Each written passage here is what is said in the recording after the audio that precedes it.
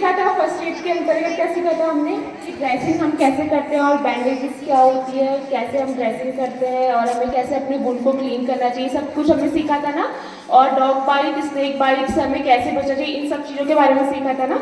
तो आज हम बात करेंगे कार्डियक अरेस्ट यानी वो CPR, ठीक है। कार्डियक अरेस्ट और जो हम हार्ट अटैक होते हैं वो हम लोग क्या करते हैं, बहुत सारे लोग सोचते हैं कि वो दोनों चीज़ें एक होती है, बट वो एक नहीं होती, ठीक है। वो two things are different. Cardiac arrest क्या होता है, जब हमारा जो हार्ट होता है वो किसी मतलब अनडायग्नोसिस कॉज के थ्रू रुकना मतलब चलना होता है, वो बंद करेगा, मतलब हार्ट बीट जो होती है उसकी स्टॉप हो जाती है, ठीक है। और हार्ट अटैक क्या होता है, जब हमारी आर्टरी में ब्लॉकेज होता है उसके द्वारा अगर हमारा हार्ट काम करना बंद कर देता है, उसको हम हार्ट अटैक कहते हैं।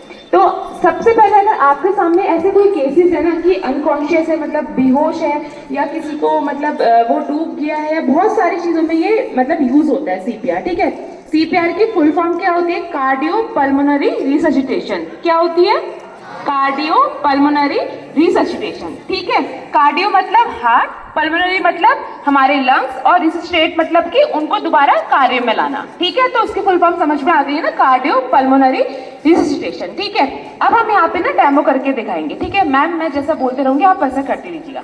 अगर किसी को भी मतलब कार्डियक अरेस्ट आ गया, कोई बेहोश है, तो हम उसको क्या करेंगे, सबसे पहले होता है ABC रूल, जिसके बारे में हमने कल भी पता था ना। उसका एयरवे चेक करेंगे, ठीक है मैम। उसका एयरवे चेक कीजिए, नोज और माउथ के थ्रू देखेंगे खोल के कि कुछ उसमें फॉरेन बॉडी या फॉरेन पार्टिकल्स फंसे तो नहीं है। नोज और हमने माउथ चेक कर लिया। उसके बाद हम देखेंगे उसकी ब्रीदिंग, उसका रेस्पिरेशन रेट चेक करेंगे, देखो वो सांस ले रहा है या नहीं ले रहा है, ठीक है। उसके बाद हम देखेंगे उसका सर्कुलेशन, मतलब वो कैसे देखेंगे, हम पल्स रेट से।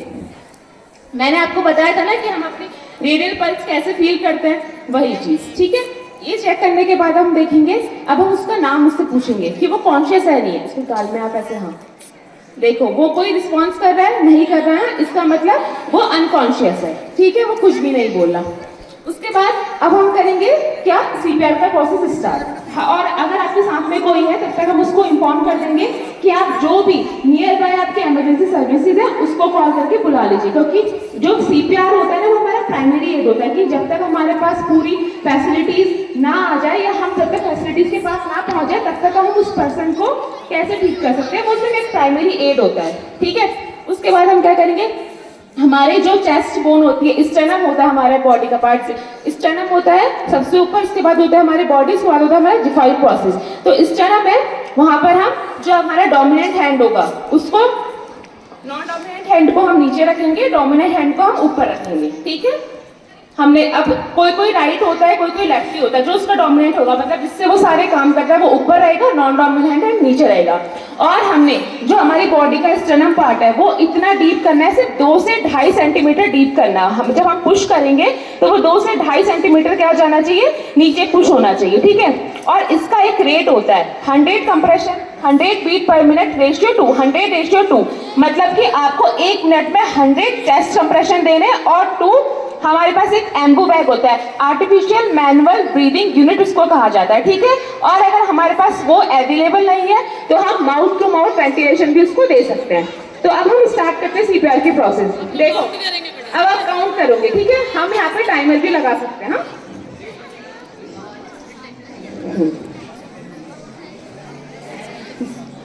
देखो हमने ये टाइमर स्टार्ट कर दिया, ठीक है। अब मैम स्टार्ट कर दीजिए कंप्रेशन, हाँ तेज तेज और फास्ट।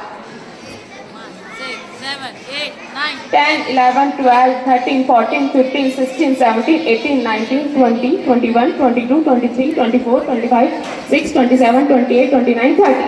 अब 30 कंप्रेशन हो गए हमारे पास। 100 कंप्रेशन हमें करने हैं ना 1 मिनट में, तो उसका कैसे हम वो बनाएंगे, 30:2, 30:2, 30:2, उसको 3 पार्ट्स में डिवाइड करेंगे, ताकि जैसे हमारे 30 कंप्रेशन कंप्लीट हो जाए उसके बाद हम उसको क्या करें, जो दो ब्रीदिंग हमें देनी है, आर्टिफिशियल ब्रीदिंग देनी है, या तो माउथ टू माउथ वेंटिलेशन होगा, क्योंकि हमारे पास अगर एम्बू बैग अवेलेबल नहीं है तो हम उसे माउथ टू माउथ वेंटिलेट करेंगे, ठीक है। अपने मुंह से उसके मुंह पे क्या बोलेंगे, सांस देंगे, ठीक है। उसको ये है उसका मतलब। स्टार्ट करते हैं तेज तेज। 1, 2, 3, 4, 5, 6, 7, 8, 9, 10, 11, 12, 13, 14, 15, 16, 17, 18, 19, 20, 21, 22, 23, 24, 25, 26, 27, 28, 29, 30। 30 होने के बाद क्या करना है, फिर हम उसे माउथ टू माउथ वेंटिलेशन देना है, ठीक है। ऐसे उसका मुंह खोल के याद रखना, ठीक है। अभी पूछूंगी फिर अगर नहीं आएगा तो। उसके बाद ये हमने माउथ टू माउथ वेंटिलेशन दे रहे, उसके बाद फिर से यही हम सेम प्रोसेस रिपीट करेंगे 30:2। हमें ऐसा 3 बार करना है। तो इस हिसाब से हमारे 1 मिनट में कितने हो जाएंगे 100, ठीक है। और अगर वो कॉन्शियस नहीं हो रहा है, उसको फिर भी वो नहीं हो रहा, तो हम उस कंप्रेशन को बढ़ा सकते हैं। मतलब जो उसका रेशियो है 1 मिनट में 100 से 120:2, मतलब 100 से लेके 120 बीट पर मिनट हम उसे हमारी उसकी चेस्ट को कंप्रेस करना है और 2 माउथ टू माउथ वेंटिलेशन देना है, ठीक है। और अगर जब हमारे पास एक एम्बू बैग होता है, वो क्या होता है, आर्टिफिशियल मैनुअल ब्रीदिंग यूनिट होती है, उसके द्वारा हम क्या करते हैं, उसको क्या कहते हैं, ब्रीदिंग देते हैं, ठीक है। तो वो कैसा शेप का होता है, जैसे आपने ऑक्सीजन मास्क देखा है ना, ऐसे होता है। उसके नीचे एक बलून लाइक स्ट्रक्चर होता है, उसको प्रेस करके क्या होता है, वो उसके हम यहाँ पे पेशेंट के हम यहाँ मुंह पे उसको एडजस्ट करते हैं और उससे हम क्या कहते हैं, उसको ब्रीदिंग प्रोवाइड करते हैं, ठीक है। तो ये आपको तब करना है जब आपके सामने कोई अनकॉन्शियस हो। और कल हमने एक मैन्यूवर करा था, जब किसी को चोक हो रहा हो तो हमें क्या करते हैं उस टाइम पे, हाँ ठीक है, खड़े हो जा सकते ना चोकिंग वाला।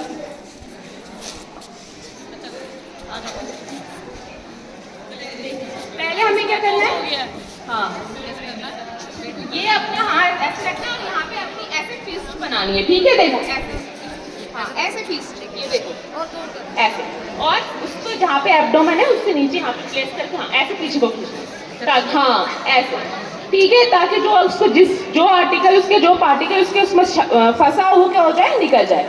तो आप इस बात का ध्यान रखेंगे। और ये ना बहुत बहुत मतलब इम्पोर्टेंट स्किल है। अगर आपको ये आता है ना बेटा किसी को देना, तो आप किसी की भी जान बचा सकते हैं, ठीक है। तो आपको ये ध्यान रखना है। आपने सीखा ना CPR देना क्या होता है, सबको समझ में आ गया ना।